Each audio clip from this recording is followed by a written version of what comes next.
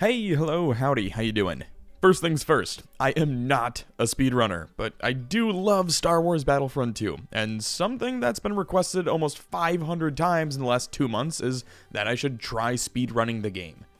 Now, I never thought I'd find myself sitting down to write a 15-page script on the intricacies of speedrunning a 20-year-old video game, but here we are, and I'm not complaining.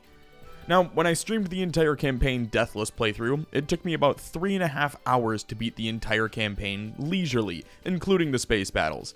So you can imagine my surprise when I opened up Speedrun.com to see that the world record was a whopping 44 minutes and 58 seconds, at least at the time of this video.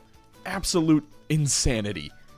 Now, I had no idea what to expect going into this. I'd never even attempted a speedrun before, so I needed a baseline to go off of. For my first run, I went in completely raw, no diddy. What I mean was, I didn't have every award weapon and trait maxed out, so most of them, such as the precision pistol, needed to be earned each map during the run. I also wasn't following any real strategy, I was just playing the game and trying to complete each level as fast as possible. And what I learned was, some of these are absolute slogs. Maps like Felucia and Kashyyyk and Polis Massa all have defense missions where you have to just sit and wait. Sure, there are some ways to set up for the next objectives during the countdown, but you still have to sit through 2 and 3 and 4 minute segments for all of those maps. On the bright side though, you get to skip the space battles, which is really nice. If I was going to improve though, I'd need to learn how the pros do it. What strategies were they implementing to shave off a few seconds with each objective? What classes were they using, and why were they using those classes specifically? When were they choosing to play as a hero, and when were they skipping them? All of these are factors that needed to be considered. With a baseline in place, it was time to set a goal. I figured if I could hit an hour and 11 minutes with no practice, I should be able to break an hour relatively easily if I could just learn 1 or 2 tricks per mission. It was also apparent that I'd need to grind for some award weapons. Items like the remote rocket are nice to have, but things like the precision pistol are absolutely vital to my success. And thus, the grind began. Every day, I would go through my normal routine, wake up at 6 a.m., get my daughter to daycare by 7:30, and be at my desk recording, writing, and editing by 8 a.m. Usually, this would go until around 4:30 or 5, and then it's family time for the rest of the day. But just for this video, I decided to change my entire schedule. My mornings started the same, but every day, at around noon, I would stop what I was doing and begin practicing. When I wasn't practicing, I was researching the most optimal techniques and strategies, watching the greats like Casimus pull off these insane times like 45-minute runs. There were even times when I'd be at the gym working out, and in between sets I was reading articles and guides on speedrun.com on how to improve. What I'm trying to say is Star Wars Battlefront 2 speedrunning began to consume my life. I'm serious, it got to a point where I couldn't wait to finish recording for the day so I could spend 3 hours just running it over and over and over again. Now, much like any other speedrun, there's a ton of intricate mechanics that are utilized to help shave off a few seconds.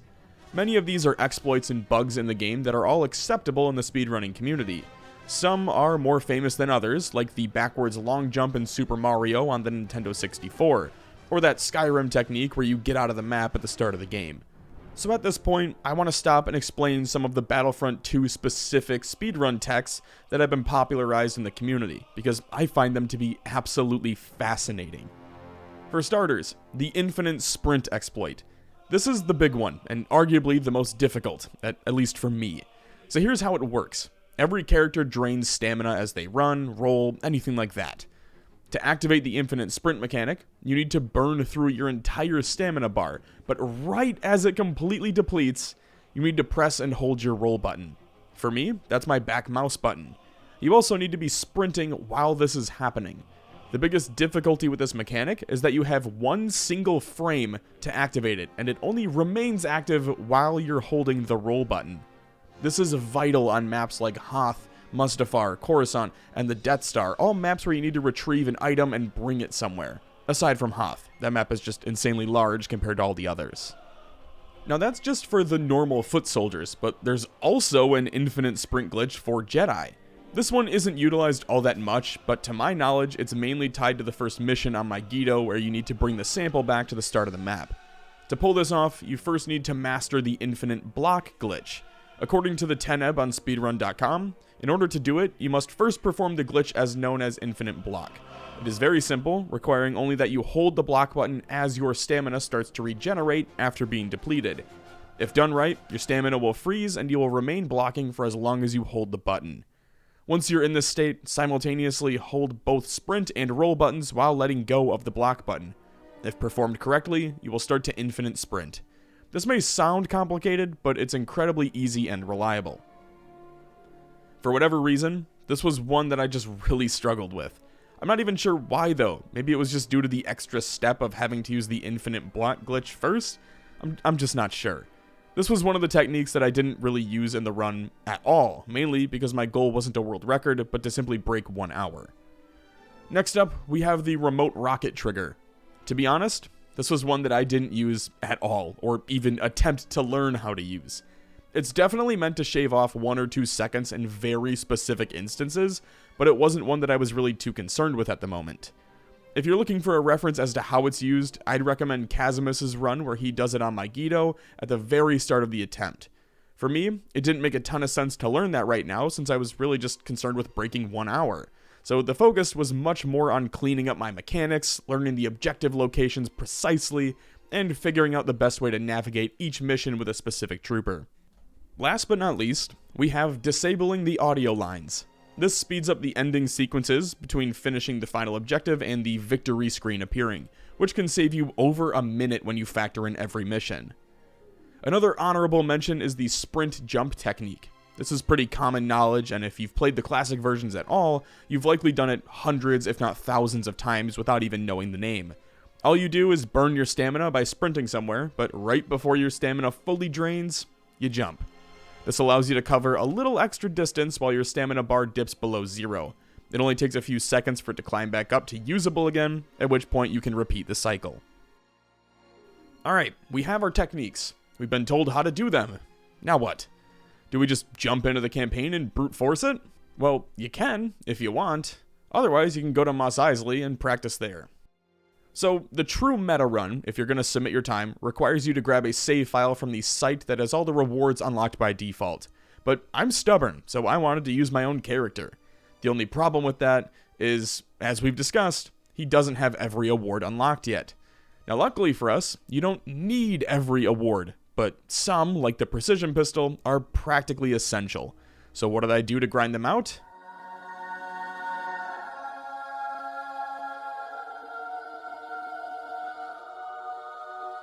Instant action, baby!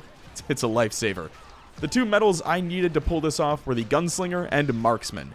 At the time I'd started, I had 39 Gunslinger medals, giving me Elite, meaning I only needed to get 4 kills per life to get the precision pistol. To achieve a legendary status and unlock it permanently, I need a total of 64 Gunslinger medals. I also had 19 Marksman medals, giving me Veteran status, and requiring me to land 6 headshots for the beam rifle. But why do you need the beam rifle, Preds? Don't you hate the beam rifle? I do. But there's no denying that it's amazing for things like speedrunning, where you can one-shot collat 2 Wookiees on Polis Massa.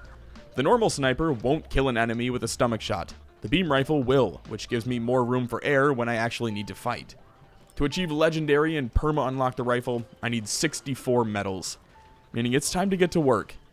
The grind was actually really easy since I could just spawn in with a scout trooper, farm my headshots into pistol kills, die, and repeat. The best way I could think to knock this out though was in Conquest with 500% reinforcements. This worked for a game or two, but if you leave the game early, the medals don't count.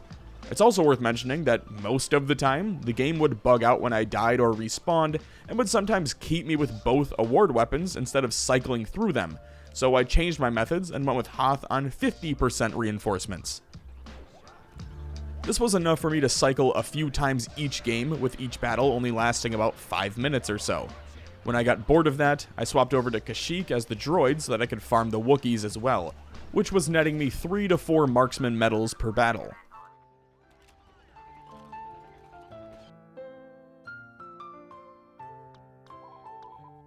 With both the Gunslinger and Marksman medals now legendary, it was time to move on to another attempt. By this point, I'd spent about 3 days practicing my mechanics, playing through the campaign a bit more just to get used to all the objectives, and had gained legendary status on both the precision pistol and the marksman rifle. While it wasn't my best run, I did manage to pull off a few beginner moves that made me think I was starting to get this down. I even managed to pull off a few infinite sprints throughout the campaign, so it was nice to see progress. Like I just said though, this was still far from perfect. I still died multiple times, I missed objectives, and respawned too early in others. But even with all those mistakes, I managed to shave off over 10 full minutes and drop to 1 hour, 1 minute, and 14 seconds. Only needing to shave off 1 minute, I tried to pick out 2 areas that I felt I could immediately improve on. That was landing more infinite sprints and map knowledge, thus more training. For infinite sprints, I would go into instant action, turn off all the troops, and just run around planets where there were objectives, like Mustafar and Coruscant. When it came to map knowledge, I continued watching other speedrunners, as well as reading up on some guides on speedrun.com. And after a few more days, I felt confident enough to try it in front of a live audience. This would be the first time I'd ever attempted something like this, and even if it wasn't official, and even though the first time I was aiming for wouldn't even crack the top 50, I was still nervous for it. What you're about to see on screen now is footage from that attempt, but instead of just letting it play out, I wanted to use the time to walk through each mission and explain how everything works. The best part? These aren't just tips from some random YouTuber nobody who just discovered Battlefront 2 speedrunning. Instead, I was fortunate enough to be rated by some of the top speedrunners in the Battlefront 2 speedrunning community, including former world record holders such as Captain Emu, Austin, Casimus, Circles, and 90% Mon, who were all incredibly helpful and offered a ton of tips and advice to improve on, which I'll try to lay out for you all by mission. It all starts with my Guido. Now, it should be noted that I don't start this optimally. You're supposed to use the remote rocket to activate the first objective before spawning in, but I'm not going for a world record here, so I just went with the sniper class. This one is actually really straightforward. Get to the command post as quickly as possible, and cap it. Once that's done, you swap to the heavy class, go first person, and take out both cannons. For whatever reason, these can be a bit tricky, at least for me, and I find myself constantly shooting through them on the side or just missing them entirely, so first person really helps with that. After blowing up both of these, but before swapping to the Jedi, you can then throw a grenade towards the generator panel, and then swap to Kidati Mundi, and if you're lucky, or just accurate, that will complete the next objective before you even swap to the Jedi. With that panel destroyed, you can run over and capture the next command post. So far, it's just a normal mission, but after capping this zone, there's a few tricks to pull. First, you can sprint jump over the bridge and land just in front of the sample core. Instead of blowing up the shield generators though, you can just jump over them, destroy the machine, and collect the sample. From there, it's just running back to the initial spawn. It's here where most professional speedrunners pull off the infinite Jedi sprint, but I'm not good enough to do that, so I just regular sprint.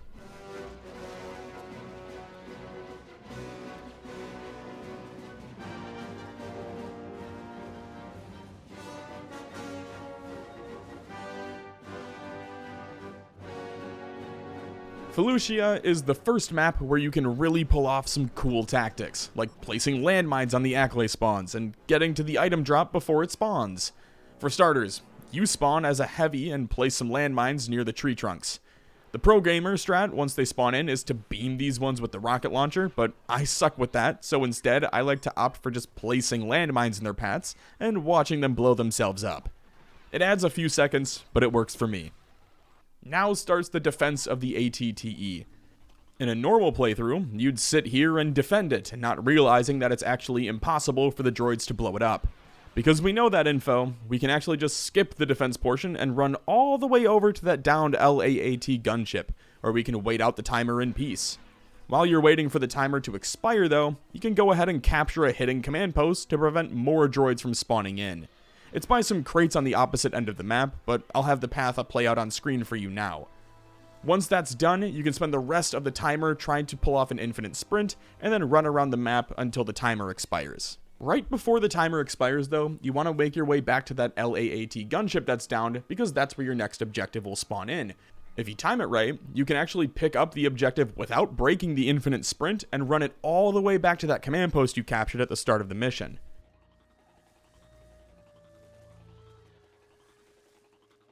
As soon as that's turned in, simply swap to Ayla Secura and destroy the cannons in a clockwise manner as quickly as possible, ending the second mission.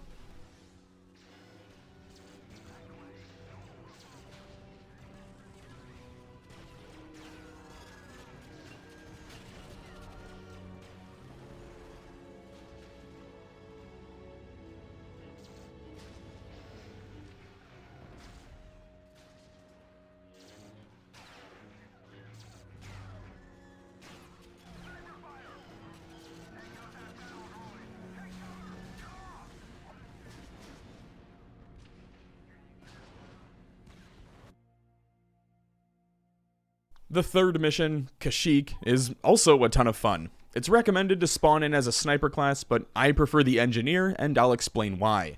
The first bit is unavoidable. You have to hold the command post for 3 minutes. Unlike the timer on Felucia, you can actually earn a defeat on this objective if the droids successfully capture it, so it's in your best interest to fight.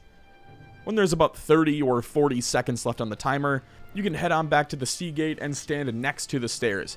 Now, it's very important that you don't actually step on the stairway, because this will not trigger the objective. You have to stand next to it, wait for the objective to proc, and then run up the stairway. Take it from someone who found this out the hard way.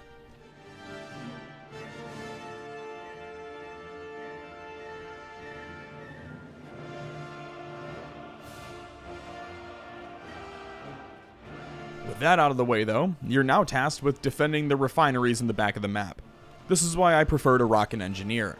Not only can they repair the seawall gate with ease, keeping the tanks out, but you can also use their shotgun and one-shot pretty much any droid that enters through the doorways. A pretty cool tip I got from some of the speedrunners was to repair the seawall while standing in it. When it rises, you'll get stuck in the gate, making you invincible until it's destroyed again.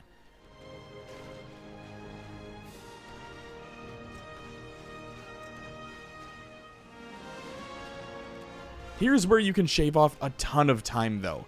With about 30 seconds to go, you can hop in the tank left behind the wall and drive it all the way to the back to the far command post where the droids start off. If you time it right, you'll reach it just seconds before the next objective triggers, which is to recapture all 4 command posts. This allows you to immediately begin capturing the furthest command post away with very minimal resistance.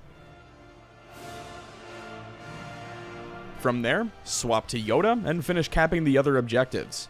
This method ended up saving me over 3 minutes on my personal best, so I highly recommend giving it a shot.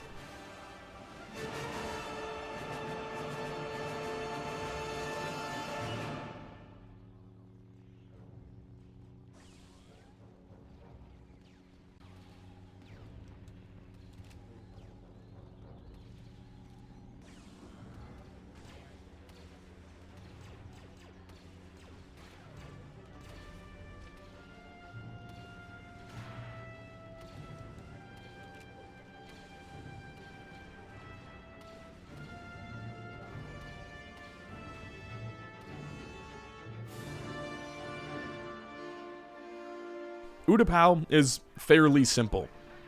It's also one that I got down pretty early in terms of capping the command posts and taking on Grievous. This honestly might be the most straightforward mission in the entire campaign. The first 3 objectives are simply capturing command posts. After capping the first, the goal is to pull off an infinite sprint move and bob and weave your way all the way down the highway until you reach the second command post. I prefer to hug the left side because there tends to be an AAT tank and a Magna Guard droids, as well as the occasional landmine, so this tends to be just a bit safer. Once you're there, you simply need to capture the command post. Now after both of these have been captured, spawn in as Obi-Wan and go cap the third command post in the hangar.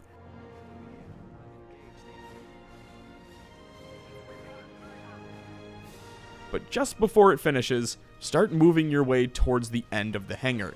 Once it finally caps, sprint full speed ahead and swap to force push. As soon as Grievous spawns in, you want to force push him off the hangar bay.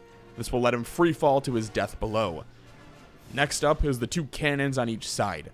For these, I jumped onto them using landing attacks, and then used the basic attacks to finish them off. There's 2 things to watch out for here, and those are 1, the droids spawning behind you because they will laser you if you're not paying attention, and the fact that you can sometimes get stuck in the cannons, which can add a few seconds to your run if you're not careful. With both cannons destroyed, all that's left to do is destroy the generator sitting in the open. This can be done by dashing ahead and hopping in the AAT tank before the droids get to it. As it turns out, I was shockingly prepared for Nightfall, mainly because I had to cycle this like 15 times when doing the no deaths run. The start is pretty standard. Kill the Jedi and capture the command post. Oh, you're supposed to have friendly fire on too. The reasoning will make sense, just give me a second. Alright, you've captured the command post, now it's time for the infamous library scene. But I'll let you in on a little secret. If you have friendly fire enabled, the Jedi will kill each other when they're all clumped up on the bookshelves, making your job a hell of a lot easier. The Jedi spawn in 2 waves here. The first wave appears after the objective initially triggers, and the second comes with 1 minute left on the timer. So here's where the big difference comes in. Normally, you'd go up to the 2nd floor through the archive room, deal with all the Jedi in there, and navigate the tight corridors until you reach the spawn room from Galactic Conquest. Instead of that though, here's what the speedrunners do. First, they kill the entire second wave of Jedi as quickly as possible. Once they're all dead, you leave the library, travel through the center of the map, and act like you're going towards the Jedi Council room. But instead of going to the Jedi Council room, you head left and go up the stairs that way.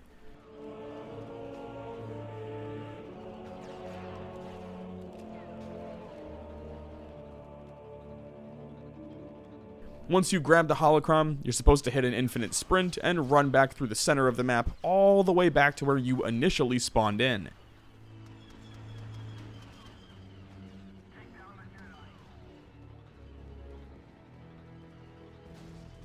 Next up, you need to kill a Jedi Master and take their holocron.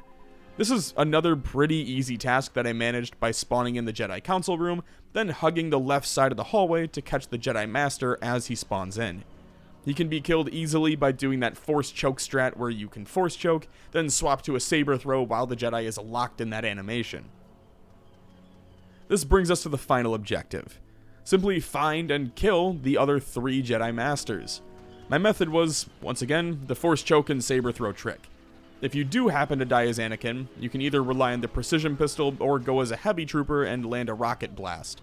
I prefer the latter, personally, since the AoE explosion damage is more than enough to kill the Jedi, instead of praying they don't block your precision pistol shots. Now, it's onto Naboo. This is another fairly straightforward mission. There's no crazy skips that take place or anything like that, it mainly just comes down to knowledge about the mission. To start, you'll just need to capture the command post as quickly as possible. The enemy cannot prevent you from capping it like they can in Galactic Conquest, so it truly comes down to how quickly you can make it over there. There are a few soldiers that spawn in around the corner, so I like to throw a grenade leading up to it, but other than that, just use a beam rifle and precision pistol to kill as many soldiers as possible while capping this command post. This is vital because as soon as you cap the objective, you'll want to swap to a Dark Trooper. The reasoning? Jetpack. This is important because your next objective is to hightail it across the map to capture another command post. Now that you have 2 command posts captured, congrats, how about 1 more? This is where shit gets a bit difficult though, as the 2 tanks on the map like to hang out right next to it. In a normal playthrough, you'd grab the spawned in tank, destroy the 2 rebel tanks, and then capture the objective. But in the wise words of some random viral meme like a decade ago, ain't nobody got time for that. Instead of grabbing the tank, use the jetpack to fly over and land on the command post that way. If the tanks shoot at you, simply get good, as the youths say, and dodge the tanks until the objective is completed. As soon as it's capped, start running up the ramp on the right side because you're going to have to blow up a panel here. Before that though, a ton of guards will spawn in, so I like to use a charge shot from the Dark Trooper's roided out taser, and then blow up the panel with a grenade. As soon as that's done, turn and spam your other nades into the courtyard by the fence. This is due to the fact that you're going to have to kill about 10 Jedi. If you time it right, they'll spawn in as the grenades explode, making your life a hell of a lot easier. After the first wave is dealt with, all that's left to do is swap to the precision pistol and melt the queen. GG's.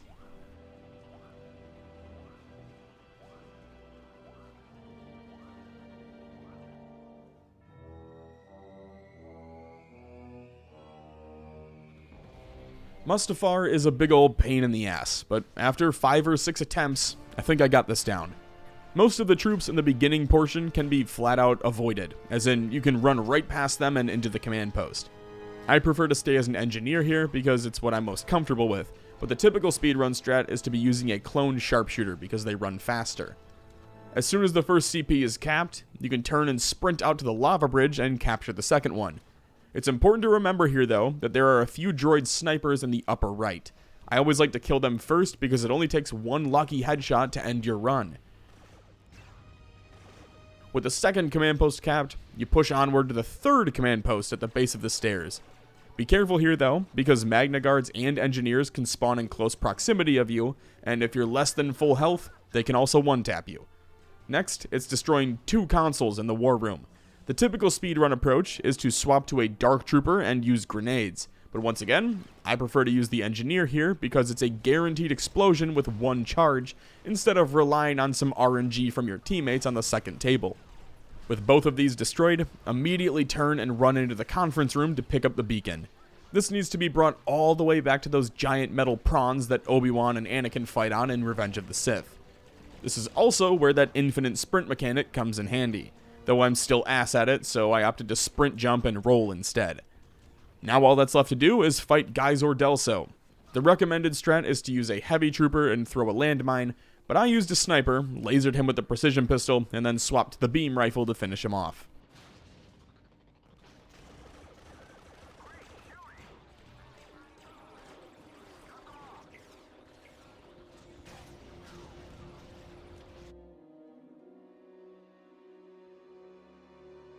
Next up, Camino. This is a cool one because like 99% of it can be completed as Boba Fett. It also doesn't require any crazy techniques to pull off aside from the benefit of mastering the infinite sprint mechanic. To start, pick any trooper. It doesn't matter. You just need to get in the game as fast as possible. This is because Boba Fett is only accessible after you initially spawn in, so once the option pops up, immediately respawn as him and start making your way to the door. You can place a charge on the door before the objective clears, but wait to blow it up until the prompt pops up on your screen. From there, fly in, grab the DNA, and run back. Again, infinite sprint will do wonders here, but if you're like me and struggle with it, you can just sprint jump your way back to the ship.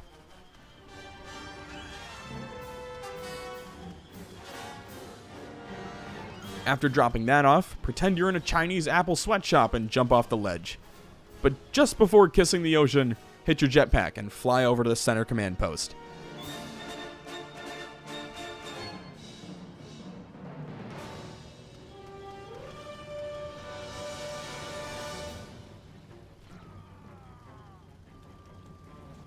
So far so good, but now here comes the hard part.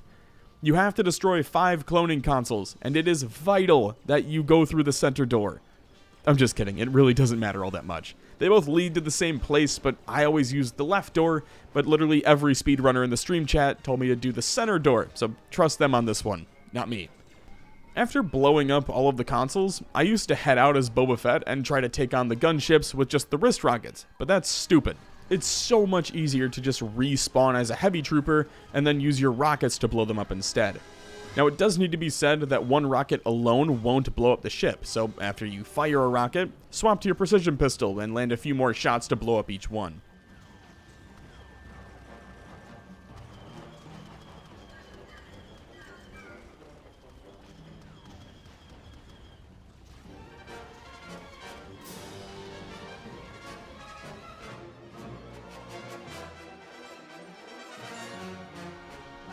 The Death Star is, admittedly, one I struggle with a lot.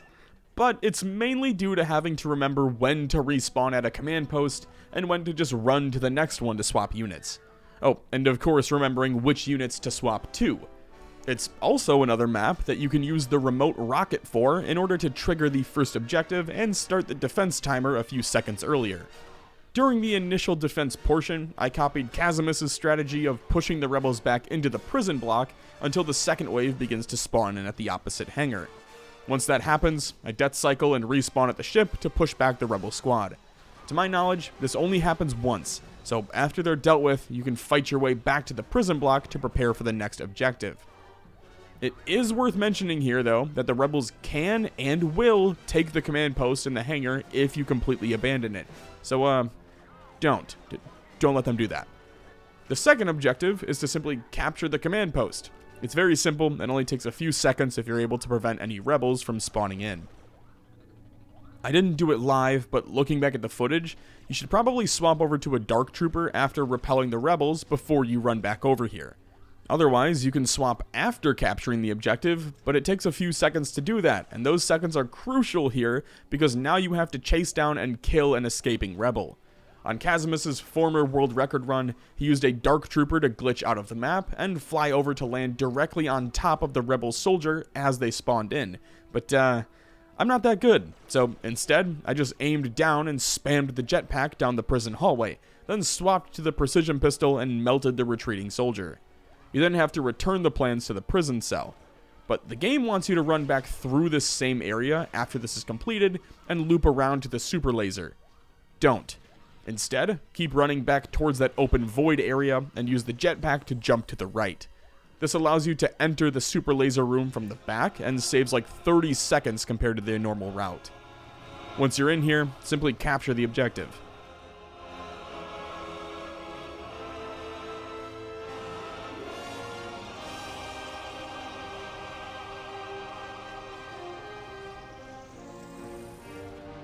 Here's where I typically get confused though, because you need to swap to a heavy trooper, but not yet. Instead of respawning after taking the command post, run back through the way you entered the super laser room, but take a right instead of running back into the void in the center. This takes you up to the conference room where a new command post will generate. Use this one to swap to a heavy trooper. This is really important because heavy troopers have landmines, and much like the Acklays, you can use these landmines to one-shot the ship that's sitting in the hangar. After pulling that off, run towards the final door in the same direction, and drop a landmine here to one-shot the Jedi as he spawns in. Want to see what happens if you use an engineer instead? Is he? Okay, he's not going to drop a C4. It's bugged onto him. Oh, okay. This runs over. Yeah, don't be like me. Don't get baited by a Jedi and end up dying because you got outplayed by a bot. Moving on. Polis Massa. This map is single-handedly responsible for ruining what I'd consider to be my best run ever. And it all centers around the second to final objective. I don't want to speak for every speedrunner, but I'd like to think they'd agree with me that fucking up the second to last objective here is one of the most frustrating run enders in the game. Especially when there's only 3 maps left after this. To start, capture a command post. I used to use engineers for this because Wookiees scare me, but honestly, the precision pistol, beam rifle, and a healthy dose of grenade spam works wonders. With the command post captured, you need to run into what is essentially a straight line to retrieve some plans. I wasted a ton of time fighting the army of rebels that get spawned in, but the speedrunners in the stream advised me to simply run past them as they won't target you immediately.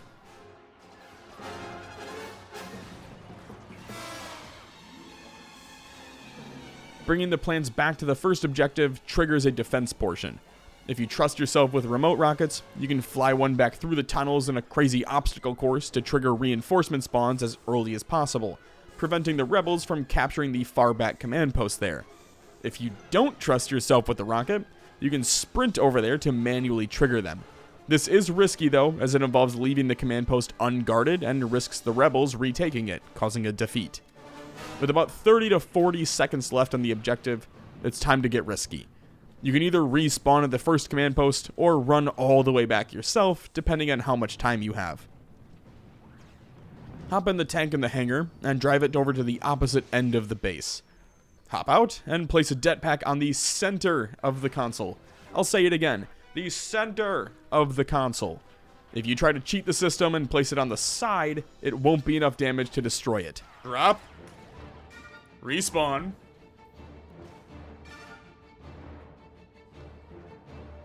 Back to 1. Blow up. Did that not work?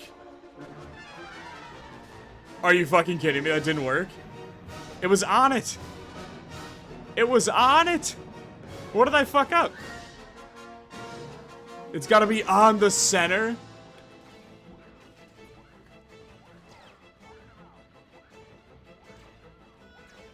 With the charge placed, respawn back at the first command post as long as the rebels haven't taken it, and wait for the objective to change.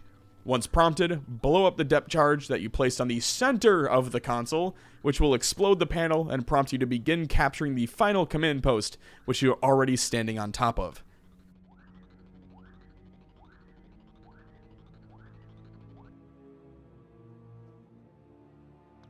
Congrats, we're on the final 3 missions. Tantive 4, or Tantive if you're a fucking narc. From what I've been told, this one's a blast to use with Darth Vader and the Infinite Jedi Sprint, but I wouldn't know. First things first, simply survive the initial rebel push. The pro speedrunners are great at zooming past this. I am not. After surviving, or respawning, run down the stairs and capture the command post to the right.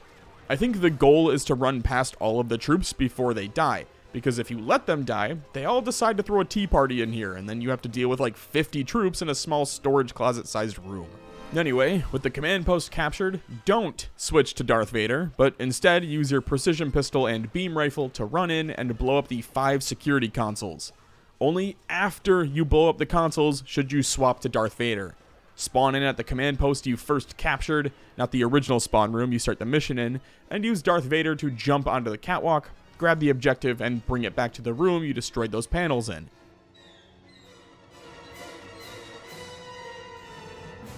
This opens the escape pod room where you can find and kill Princess Leia. This is probably the easiest and fastest mission you'll have since Utapau.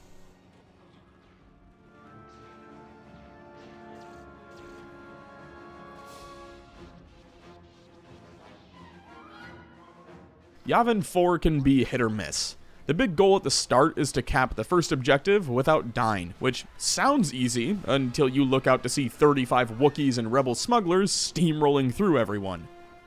With the objective captured, swap to a Dark Trooper and fly over to the second one on the right. This can be a bit tricky here too, because by this point, 2 tanks have spawned in and will spam missiles at you. There's also a spot behind the command post where I found rebel vanguards sitting, and it's in a perfect spot to where they're able to stop you from capping the objective while simultaneously putting you in position to be decimated by a tank. With both of these capped, you'll need to head up to capture and hold the reflecting pool. I found that with a short sprint, you can double tap the jetpack and land either on top of or right next to the objective, saving a few extra seconds here.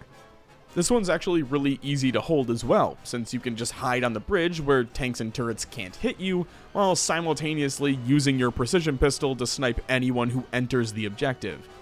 With about 30 seconds remaining, head left and grab the tank sitting nearby. Drive that over to the trees, pray they don't speak Vietnamese, and aim it towards the sealed entrance of the rebel base. You can use the jetpack to fly up to the tower, but I prefer to just run up because it's safer and I'm a bitch. With the beacon in hand, jump back into the tank and speed up to the wall. The explosion won't kill you here, so you can just sit and wait for it to detonate. Once completed, dash inside and use your jetpack to fly into the back room. If you charge up your super taser, you can kill 2 of the 3 Bothan spies in one shot, before swapping back to the precision pistol for the final kill. And just like that, we've arrived at the final mission, Hoth. The thing I hate most about this map is that one of the objectives relies on the AT-AT drivers not eating crayons. You'll see what I mean in a second, but before we get to that step, we need to capture 2 command posts. This first one is a major pain in the ass because, for starters, it's a hike to get to, and on the off chance you manage to pull off an infinite sprint, you'll still need to fight your way through several turrets and rebel snipers. The strat is to hide by the health and ammo droids, shout out Gonk, but that didn't stop me from getting absolutely lit up when I tried to pull this off. If you do happen to die here without getting 12 points, you'll have to run all the way back again before cracking under pressure, missing a ton of shots, and dying again.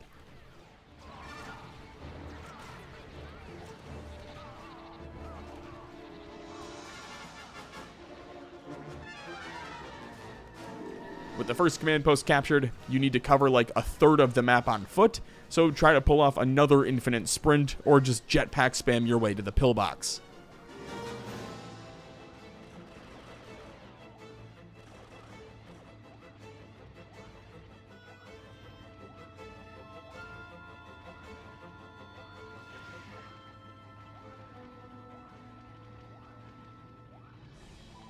That was the easy part.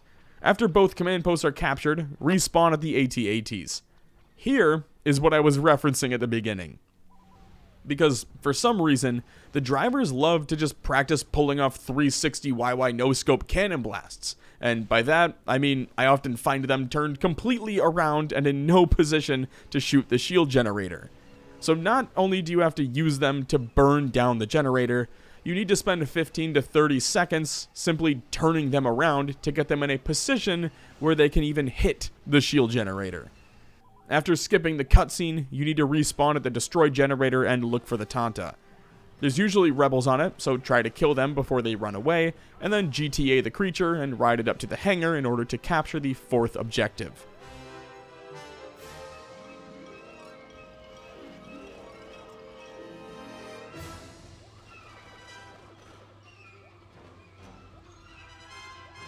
From my understanding, you're supposed to swap to Darth Vader immediately after capturing this one, but I prefer to play as the Jet Trooper because you can still book it down the hallways, but instead of having to enter the room, destroy the panels, and then backtrack, you can lob a nade, then swap to Darth Vader, and begin sprinting towards the final command post before the objective even triggers. I don't know if that actually saves any time, but I think it's a bit more fun to do, so I do it that way. With the final command post captured, you need to take a beacon into a trench and then defend it for 1 minute. Infinite Sprint Vader makes this portion a breeze, but honestly, you can just sprint jump with him and save time as well. The defense of the beacon is really simple too. You just stand in the trench and throw your lightsaber at any rebels that enter it.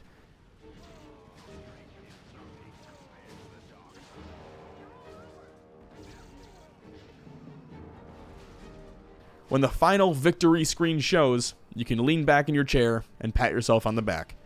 Congrats, you just completed your first Battlefront 2 speedrun. Now it's time to become fully invested and commit every spare moment of your life to this for the next several months. In all seriousness, I hope this walkthrough styled video helps at least a few of you. The Battlefront 2 classic speedrunning community is absolutely amazing. Being completely ignorant to the community and really just speedrunning in general, I was expecting a bit of hostility or distaste because it seemed like a very competitive style of gaming, but in actuality, these guys are some of the nicest and most helpful people I've ever talked to when it comes to gaming. There's no gatekeeping or anything like that. They're very quick to offer any help you need with strategies, techniques, specific objectives, or even shit like helping me set up a live split correctly for the run. So I want to give a huge shout out to Casimus, Emu, Austin, Circles, and 90%mon for being so welcoming to me.